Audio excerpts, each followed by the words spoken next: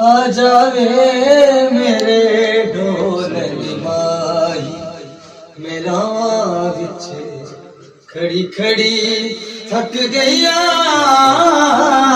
है।